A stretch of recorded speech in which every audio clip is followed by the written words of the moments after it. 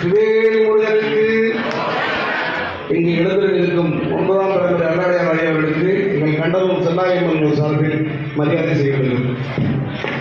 திவேல் முருகனுக்கு அவருடைய ஆண்டவருக்கு அற்புத கீர்த்தி வேண்டின், ஆனந்த வாழ்க்கை வேண்டின், நற்பொருள் குவிதல் வேண்டின், நலமெல்லாம் பெருக வேண்டின், கற்பக மூர்த்தி தெய்வ கணஞ்சிய திருக்கை சென்று புற்பதம் பணிந்து பாரி பொய்யிலை கண்ட உண்மை.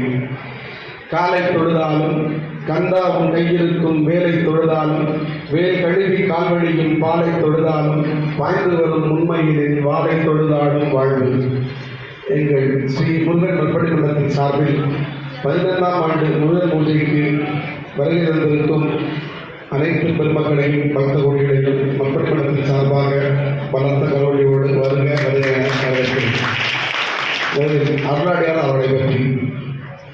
அருளாடியார் ஐயா அவர்கள் என் தந்தை மகாகவி அரசி அவர்களுடைய 75ஆம் ஆண்டு பிறந்தநாள் விழாவிற்கு எங்கள் வீட்டிற்கு வந்தார்கள்.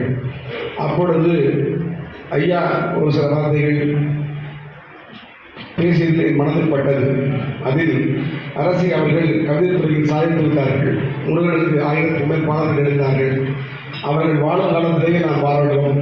இதுபோன்று அவர்களை போன்று சாதனை படுத்த, ஒவ்வொரு துறையும் சாதனை படுத்த, அனைத்துறையும் பாராட்ட வேண்டும் என்று ஐயா எனக்கு சொல்லியது மனதில் பட்டு, என் தந்தையார் இருக்கும் காலத்திலேயே இந்த அமைப்பை தொடங்கி இதுவரை ஒரு 250 பேர்களுக்கு நாங்கள் பட்டம் கொடுத்திருக்கிறோம். ஐயா அவர் திருத்தரங்களால். எனவே ஐயா அவர்கள் இந்த பூஜை அவர்கள் நடத்தும் பூஜை போல வந்தபடி இருந்து அனைவருக்கும் ஆசிரியர் கொடுக்கிறார்கள். அவர்கள் 15 ஆண்டுகளாக வந்து கொண்டிருக்கிறார்கள்.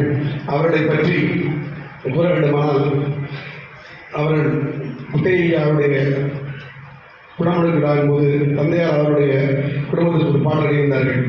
திருஞான சம்பந்த திருநீற்றின் பெருமைகளை ஒரு நாவால் உரைத்துதலை உலகத்திலே செய்தவரை, உருவாக்கி பழனிமலை குடியேற்றி வைத்தவரை, அருளாடும் வேளையிலே அழகில் பிரித்து சமயம். அது ஒரு பாடல். அடுத்ததாக, சோதனைகள் செய்தாலும் சொல்லு என்று எதிர்த்தாலும், வேதனைகள் செய்தாலும் விளையாடி பார்த்தாலும், சாதனைகள் அத்தனையும் சாம்பலிலே வைத்தவரை என்று ஐயாவை பற்றி தந்தையார்கள் எழுதுகிறார்கள். அடுத்ததாக ஒரு பாடல்.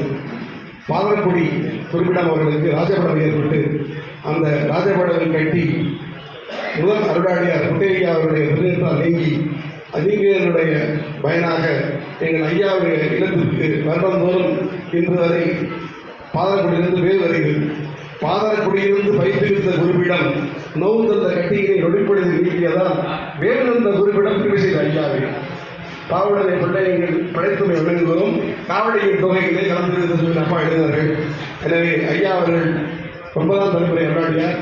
வேறு எந்த அடியாரும் செய்யாத சமுதாய தொண்டை ஐயா அவர்கள் தான் செல்லும் இடங்களெல்லாம் பல ஆன்மீக கருத்துக்களை கூறி நமக்கெல்லாம் அருளாசி வழங்கி கொண்டார்கள்.